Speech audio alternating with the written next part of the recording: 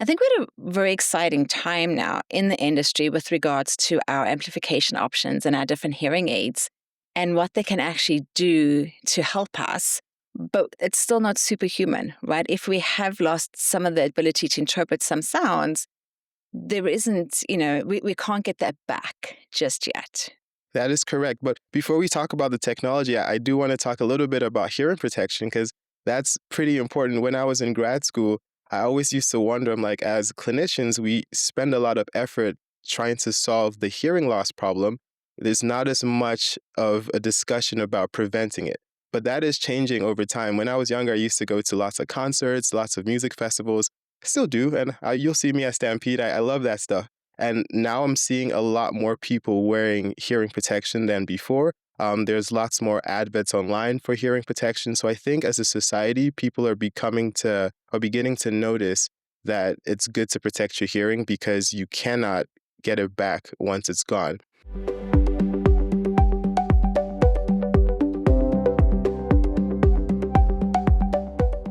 Welcome back to Hear Me Out with Belinda. Today in studio, I have my friend and audiologist, Femi Coo. Welcome to the studio, Femi. Thank you for having me, Belinda. You are so welcome. I'm looking forward to our conversation today. Me too. Yeah.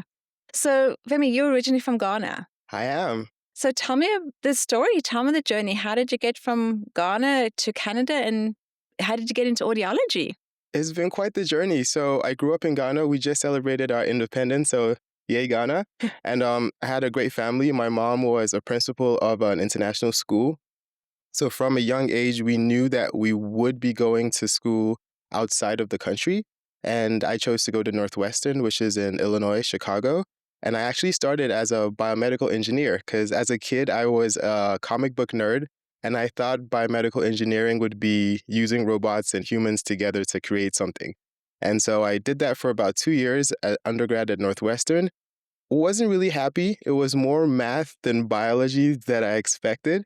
And then one summer, I did a summer class or summer study actually at an audiology lab. And the professor there, Dr. Dar, kind of challenged me to see if I would like audiology. I'm like, sure.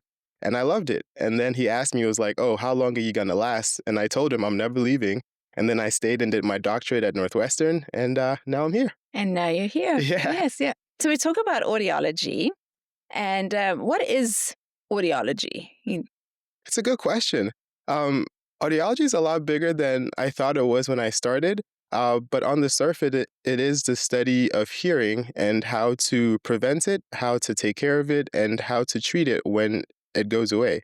And so that's what it is on the surface. But the more I've learned in the industry, the more I've seen how it's connected to the brain, it's connected to communication, it's connected to people's well-being. So it's one of our senses, hearing, and it's really important to have it because people really do take it for granted until they lose it. And so to summarize, I would say audiology is the study of communication through the ears, and that can expand into so many avenues depending on what you focus on. Yeah. And I agree with you. I mean, I think you know that I'm a clinician myself, right? And so obviously that's our connection. But it still fascinates me. A lot of people come into the clinic and they'll say, it's just my ears, right? It's just my hearing. And I'm like, you do know you don't hear with your ears, right? And they'll give me a look and I'm like, you hear with your brain. You know, your ears are essential for collecting sound, and it's converted into electrical signal and then presented to the brain for interpretation. I'm like, that's the part a lot of people miss, that it's actually the brain interpreting all the sounds coming in. That is correct. Yeah. The brain is actually a really remarkable organ. It does interpret all the information we bring it. Like we see with our eyes, it's just light, it's just our eyes, but our brain makes sense out of it. Yeah. The same with our ears. Sound is just a pressure wave, and our body is able to convert that from a pressure wave to a mechanical wave with the bones in the middle ear to an electrical signal in the inner ear that goes to the brain. And then the brain makes sense out of it. And that does a lot for us for more than just hearing. It's how we communicate, it's how we understand emotions sometimes, it's how we appreciate the world, it's how we listen to music. Hearing is, I would say, one of the most important senses that you can have. And so it's more than just your ears, but the ears are the gateway to that Absolutely, sense. Yeah. And I think that's part of why I started the podcast originally, is to create that education for people, because a lot of people still don't know that, right? They think still about the old hearing horns, Yes. and that, sort of quite dismissive of the importance of even a mild high frequency hearing loss when you're missing some key signals can have a huge impact on, cognitive decline or, awareness of your surroundings, and that type of thing. Yeah. Well, to play devil's advocate for people that don't necessarily understand the benefit of hearing, because hearing goes so slowly and because the brain does such a good job in filling in the blanks, a lot of times people feel like it's not a big deal or it's not as important as another sense like vision. If you have vision issues, it's an immediate thing that you notice that you can't see. But with hearing, because of context and because of familiarity and everything else we know, we do fill in the blank a lot. And so, as a clinician, it's really important to communicate that with our patients and let them know that, hey, yes, it is your ears, but that has a whole pathway to your brain that is also very important to keep healthy. Absolutely. Yeah. So, and we can prevent it, right? So we do Yes. promote the whole, like ear protection if you're going to be Yes. exposing to noise and that type of thing, and limit the Yes. earbud use if you're playing your music, or at least turn the decibels down. But I think we're at a very exciting time now in the industry with regards to our amplification options and our different hearing aids and what they can actually do to help us. But it's still not superhuman, right? If we have lost some of the ability to interpret some sounds, there isn't, we can't get that back just yet. That is correct. But before we talk about the technology, I do want to talk a little bit about hearing protection because that's pretty important. When I was in grad school, I always used to wonder, I'm like, as clinicians, we spend a lot of effort trying to solve the hearing loss problem. There's not as much of a discussion about preventing it. But that is changing over time. When I was younger, I used to go to lots of concerts, lots of music festivals. Still do. And you'll see me at Stampede. I love that stuff. And now I'm seeing a lot more people wearing hearing protection than before. There's lots more adverts online for hearing protection. So I think as a society, people are beginning to notice that it's good to protect your hearing because you cannot get it back once it's gone. Even though the technology has gotten so much more advanced in the last couple of years, we're still sending sound into that ear that may be damaged and all the way to the brain. And so the best ideal situation is to protect your hearing as much as possible. And then, of course, when it starts declining, to treat it as soon as possible, it's just so that the brain can still be able to pick up those functions like it used to. Because again, if you don't use it, you do lose it. Absolutely, yeah. Yeah. And I think that's just to reinforce that once again, right? That whole education, is Yeah. get people to come on and get tested, at least know where you are, have that baseline, because like you've mentioned just previously, it's so progressive. Sometimes you stop hearing a sound and you forget that there was even a sound attached to that, action. I mean, I think have spoken about the birds, right? So many people forget that the birds actually do sing and make a noise, or the, ice crunches, under your feet when you walk in it. It's all those different sounds that people stop hearing and forget that they hear a That's sound. correct. I would say that's also one of my favorite things about being a clinician is when someone comes in and for them, they may come in with things like, I can't hear the TV or I missed some conversations when I was out in a restaurant.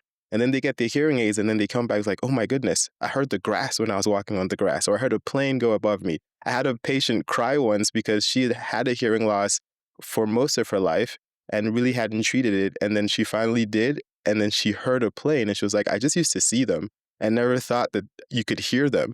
And she actually heard the plane for the first time and she was in her 30s and she cried over it. And I was like, I didn't even think that was something that would make me happy, but just to know that something that I took for granted I thought was noise would change someone's life. So yeah. Oh, absolutely. Like the things we take for granted every day with Yes. hearing, right? It can be life-changing for others. Yes. And then, I mean, getting into it, I guess before we get into the technology, like you mentioned, the whole, relationships, anxiety, depression. And it is one of the most common things, people that don't hear or don't treat the hearing loss, they're having those family gatherings and they're sitting in the corner, they're not participating or they don't want to go out to the restaurant, with the girls for dinner because they can't participate in the conversation or they feel like they're going to answer the question incorrectly, right? So that is that other part of it, right? The emotions that's attached to it. It is a huge part. And also that kind of compounds over time where at the beginning of a hearing loss, a lot of people may still try to be engaged and still try to be social, but then they may mishear something and get laughed at, or they may miss something and it starts an argument. So they stop engaging because they don't want the trouble that comes with it, or people get irritated with them and don't want to repeat anymore. And so I'm sure lots of people have grandparents or parents where they say something and then they're like, "Oh, can you repeat that?" Like, "Ah, don't worry about it, mom. We'll talk about it later." And that goes on long enough, people just kind of stay back and isolate themselves. And that could lead to a whole different ball game of issues, being isolated, depression. It can affect your cognition. So yes, it can snowball into a big issue. But again, back to the technology, and I think every clinician appreciates that, is when someone comes in with these problems and then you go through the whole trial period and then they come back and now they're telling you about all the things that they don't want to hear, all the things they hear that they didn't know were there. But it's almost it gives me a warm fuzzy feeling because I've had patients come in where they're quiet, like their family members are talking for them the whole time they're there. They don't want to say anything. And I'm like, oh, maybe this is just a quiet person. And then they get their hearing aids and they will not stop talking. They want to tell you everything they've heard, everything they've misheard, everything that was too loud or too soft. It's a whole new lease of life because now that sense is back. And so they can appreciate the world fully again, which is nice. Absolutely, right. Yeah. I'm just thinking about my husband because you've met my husband, and we know that we've worked together with him as clinicians trying to, because he doesn't always listen to me, let's be honest. But I think even that, I know on the days when he hasn't put his hearing aids in because he's not responding to me correctly or he's asking me to repeat. And it is very frustrating. And even though I know better, I know that I've treated him, right? So I know that he has a solution to the problem, I guess. But I never asked you, do any of your parents have hearing Yes. aids? Yeah. My mom actually wears hearing aids. She doesn't wear them as much as we would like her to wear them, but she wears them. And every time she does, she's very happy to let me know. Every time I call her, she's like, "I'm wearing the hearing aids." I'm like, "Yeah, you should be wearing them." but she loves them. I remember the first time I fit them with the hearing aids, she had had hearing loss for a while. She still lives in Ghana, so there's not as much audiological care as I would have loved. So I went to visit and I fit her with hearing aids at one point, and just how she changed in that short time was quite amazing. She would keep telling me about things that she used to hear. I was like, "Oh, this is what it's supposed to sound like. Oh, I can hear this." I'm like, "Yeah, you should have been hearing this whole time." And so it's very nice to see that. Of course, she doesn't wear it as much. I can't follow up with her as much, but Hmm. it does give her the opportunity to at least talk on the phone without asking me to repeat myself as much. Yeah. So I like that. Yeah. Oh, that's good. Yeah, that's Yeah. something. Yeah, Yeah. that is something. I mean, with the international calls, again, it's already difficult. So international call plus hearing loss, our conversations were mostly, "Wait, can you say that again? Hello, hello, hello." And now we can actually have conversations, which is pretty awesome. Yeah. Yeah, I'm actually curious. I'm just thinking, do you guys speak English in Ghana? Does we your mom speak do. English? Yeah. Yes. So both my parents, so my dad and my mom are from different parts of Africa. So their native tongues are different. And so growing up, they just spoke English at home. And then my sister and I, they took us to a British school. So I'm actually better at English than I am at my mom's language. I can understand it, but if I try to speak it, I'll get laughed at. So yeah, they trained us to be able to live internationally more than anything else, which I do appreciate. But yeah, my language I can get by. Like if people are talking it, I can understand it. But if I had to speak it, it would be a disaster. So yeah. Oh, that's good. And your sister, because your sister's also international. Yes, the Yes, same yes. thing. So you would speak English to your sister as Yes, well. but Yeah, my yeah. sister was better than me. So my sister is actually really good at languages. So she speaks French, she speaks English, and she speaks my mom's language fluently, all three of Wow. them. I Okay. just English was hard enough. I held on to it and just left it alone. Yes. Good. All right, so let's dive into a little bit of the technology because for Yes. me, I think it's quite exciting of what's coming. Especially with the introduction of AI in hearing aids and how they can do this additional noise reduction and speech enhancement. And so, going back to our listeners, for those that are tuning in for the first time, maybe just hearing about the importance of treating the hearing loss. What would you tell them about investing in a hearing aid, right? Because I think before I tell you what I think, let me go back to you. What would you want to tell them when looking at investing in a technology level? What do you think is important for them to know? Oh, that's a good question. I would start first with their lifestyle. So whenever I'm talking about technology with my patients, I really spend more time talking about what their lifestyle is and what they want to hear more than just the technology. We can dive into the technology, and I love the technology and how advanced it is, but the average patient really doesn't understand of that stuff. So what I really try to focus on is their lifestyle. So I'll talk to a patient and say, okay, what do you typically do in a week? Oh, I go to a coffee restaurant. I have dinner with my family. I go to watch a movie. And then when they tell me about their lifestyle, what typically comes out of it is where they have difficulty. Ooh, I don't hear my wife when she's in another room, or I don't hear my granddaughter when she says good night, or I have phone calls with people and I'm missing what they're saying. And then I try and find the technology that would match up to that lifestyle. What I have noticed though is the higher technology, the more automatic and the more bells and whistles you get. So it becomes a little bit easier to get what you want from the hearing aid when you have higher technology. Higher technology also comes with a cost. So you also have to find where they fall between their lifestyle, the cost, and then the technology they want.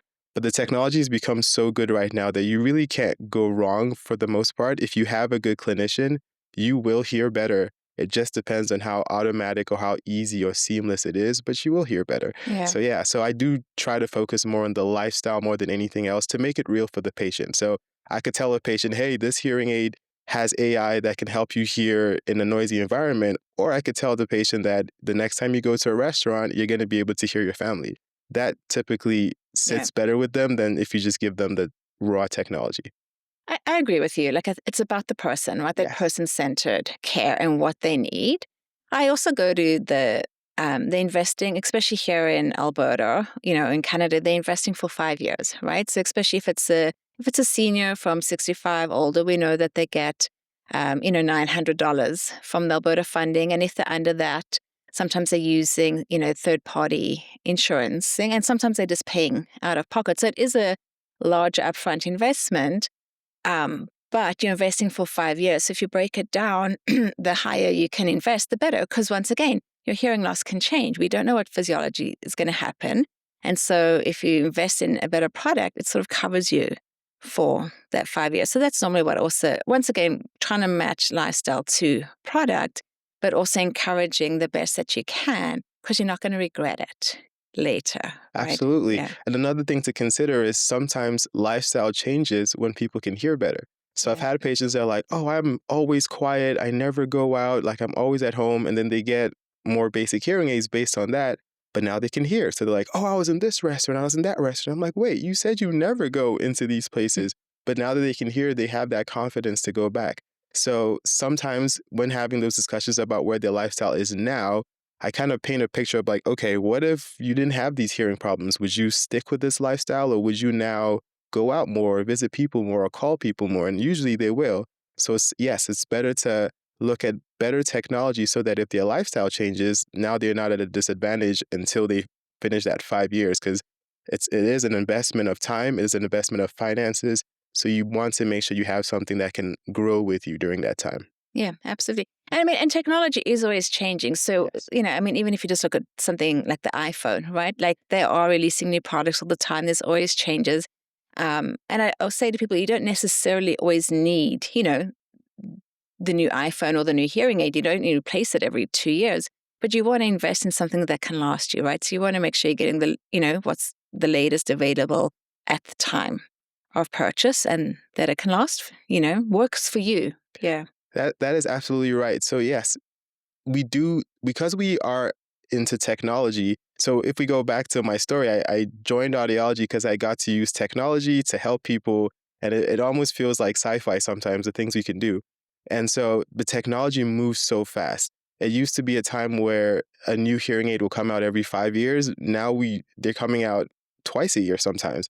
So it moves really fast. I don't recommend people chase the technology, but there have been some instances where someone just gets a hearing aid and then another one comes out that solves a specific problem. And so they may be tempted to get there. But that's why you have to have a really good relationship with your clinician who would know what may be in the works, would know what may be good for you, and can kind of guide you in the way you need to go. Yeah. And I think going back to the, clinician and AI, I think it's something we've spoken about off camera as well.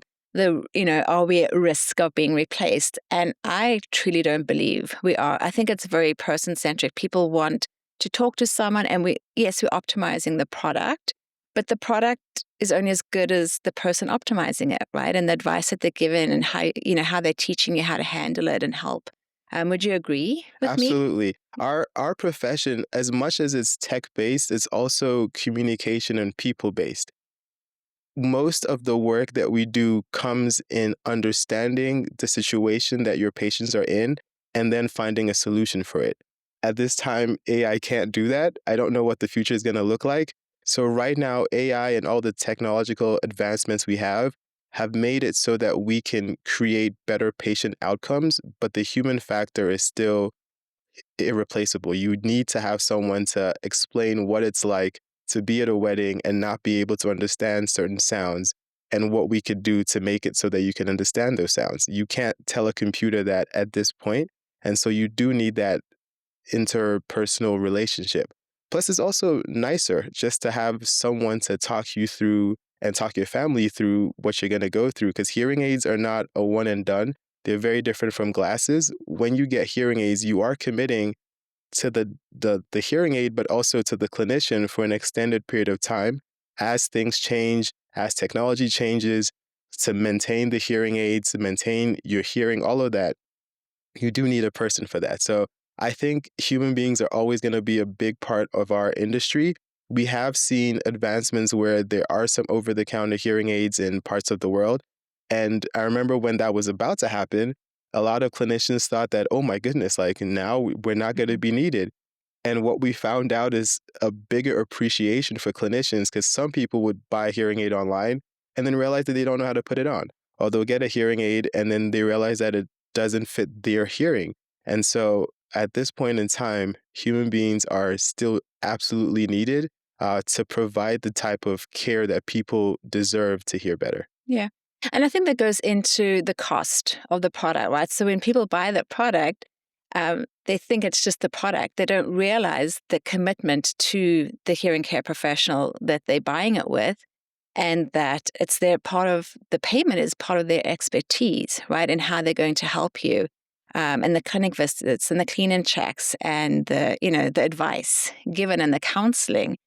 Because I'll still have people come in that have maybe moved or bought it, say, from the city, and then come down and they're like, but I spent, X amount of $1,000 on it. I'm like, yeah, but you didn't spend it with me. And so I still have to charge you for my services, right? So going back to yes, the product is important, but it's not the only thing that matters. Yeah. Absolutely. In fact, I would say the product is important, but it's the smallest part of the hearing healthcare journey. And because technology is getting really good, regardless of what type of hearing aid you get, if you have a good clinician, you will be successful. So one of the things I used to tell my patients when they came in and like, oh, what hearing aid should I go for? I'll tell them, I'm like, whatever works for your budget, whatever works for your lifestyle, that's good. But a hearing aid is like a plane that's going to take you to a destination. If there's no pilot in the plane, it doesn't matter if you're in business class or economy, you're not going anywhere. Yeah. And so you do need to have good support in order to get the benefits that you expect from the hearing aid. And it's not a one and done. There's follow-ups. So you need to be comfortable with this person. You need to make sure that the clinician that you're working with is able to understand you, understand your lifestyle, and make adjustments to fit that lifestyle, because they're not going to be at the restaurant with you. You're going to have to come back and tell them what the restaurant was like, and they're going to have to know what to do about that situation. And so, yes, the technology has made that process so much easier and so much more precise, where we're getting people a lot more happier with the hearing aids than they used to be 5, 10 years ago. But at the same time, without the clinicians, we won't be making this progress. Yeah. I actually like your analogy of the pilot, right? Because you're right. Without that pilot, it doesn't matter which class you're in. It You ain't doesn't. going nowhere. You can sit on that airplane and sit on the runway. Yes, absolutely. And there are lots of people that get hearing aids and they leave them in the closet and they never go for their follow-ups. And if you ask them, they don't experience any benefit from it. And then you see the other patient that comes for their follow-ups and does what they're supposed to do, and it changes their life completely. Yeah. And so it really depends on that support. So no matter how good the technology gets, I think there'll always be space for a person to guide the patient through that situation. I agree with you 100%. Like I said, I'm not concerned at all because I know the best patient or, satisfaction comes like when we've worked hard, when the person's coming into the clinic, right? And we've really, it doesn't matter which technology level they got, but when we've really personalized it to what they need, that's when we see their success. That's when they're wearing it Yeah. consistently, Yeah. Yeah. And just being able to call somebody when you have a problem and know that they have a solution for you. So in other industries, we've seen things go a little bit more automatic where you can call and talk to a chat bot and all of that and solve your problems. I haven't met a single person that has been satisfied with that. If you have to call a company and you're with a chatbot, most of the time I'm like, speak to a representative, Mhm. because it's just so difficult to get your point across for something as simple as your phone plan or your electricity. But when it's more complicated, like your hearing, your communication, whether you're going to be in a social environment or not, whether you're going to be isolated or not, you need someone to understand that to help you guide that situation, and also to even talk to your family and your support system, because there's several times where a family comes in, the kids, the partner, they're like, he's not hearing anything or she's not hearing anything. And then we talk to them like, oh my goodness, they've been struggling this whole time and this is how we're going to make it work. You can't do that with just a computer. You need someone to be able to do You stuff need like that. someone. Yeah. Yeah, And I think that's what makes the industry beautiful, right? it It does. is a people looking after people industry, right? And we get to be, it's very rewarding, right? When It you see is. people having success and coming back and telling you the stories of the different sounds, that they heard or they re-engaged, and they going out, into the world again, and participating in these different social events that they never thought was going to be possible. Yeah. And now they're doing it. So that's the beauty of being a hearing healthcare professional, I think. It really is. I remember when I first got into audiology, I had friends outside of the industry. It was like, oh, you're just testing hearing. Aren't you going to get bored? I'm like, if you know the different types of people that come in, that alone is just entertainment for the rest of my career, because you get to see so many different walks of life. Of course, because we're communicating about what's going on in their lives, they share stories Mhm. that I take in and enjoy, and I share stories with them as well. And then, of course, just seeing the benefits of the work that we do. And then the most fun part is when you have a patient that comes in and they don't even think they have a hearing loss. Then they find out they have a hearing loss. They have to accept that they have a hearing loss. And then down the road, they're like, oh, I'm going to this. I need this. I'm doing all this stuff. I'm like, oh, so now you really appreciate these hearing aids that you didn't want. But it's a really nice journey to see that. It is a nice journey. And like you said, they're part of you because you are sharing things. I mean, I have Yeah. pictures of my whole family up in my office because I'm like, this is an intimate. I'm asking people to share some really personal information because in order to help them, I need to know where is the difficulty? Who is it that they can't hear? Is it, a young child that was a high pitch? Is it their spouse that has a low voice, right? Because that's where we really get into programming those hearing aids to help them hear better, right? So I have my family up, I talk about them. I mean, and it's a relationship, but I just think it's beautiful. It's a whole community, that connected feel It there. really is. I think most clinicians will agree that we get really close with our patients because our Mhm. patients, number one, are working with us at least for 5 years. Once they have a hearing aid, they usually get a new one after 5 years. So it's a lifelong commitment when someone decides to pick a clinic and to pick a hearing aid with a clinician, and you get to see them grow actually. So there's times where I see patients go through different life events and we have to change our approach depending on those life events. Sometimes it's a sad life event, sometimes it's a happy life event. But a lot of really personal stories come up when you're doing the consultation to find out what people need to hear, where they need to go, what they do with their lives. So you really get to know them on a personal level, and they get to know you too, because it's a give and take. And once you've built that friendship with your patient, then you can really understand what they need, and they'll be popping up at the clinic several times for little tweaks here and there just to get them what they need. And so you have great stories where someone will come and be like, "Oh, my granddaughter's getting married. I really want to hear at this wedding." We talk all about it.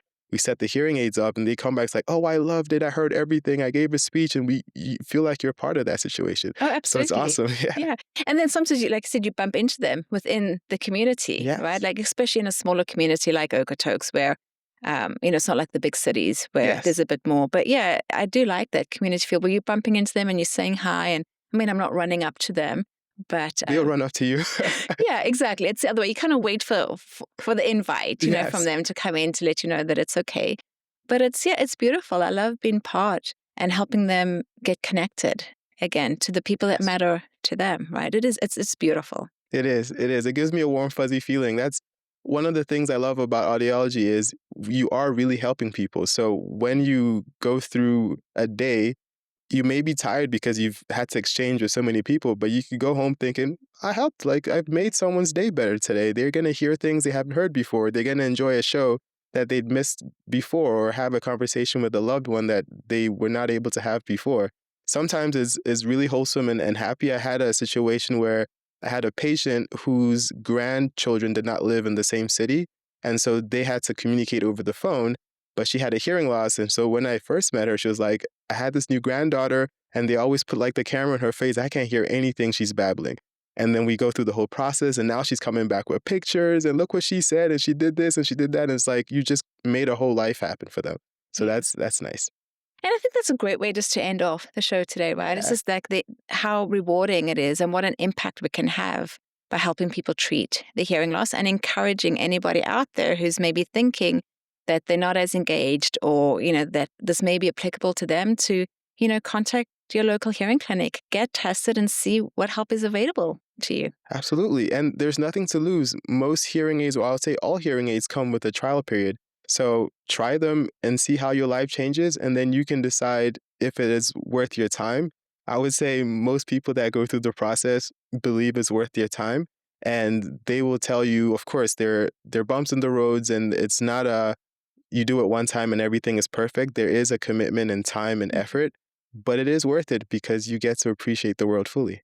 Absolutely. Yeah. Well, thank you so much for coming in and sharing your story with me Thank you today for and having me. having a chat. Absolutely. Thank you. That was wonderful. Nice. I loved it.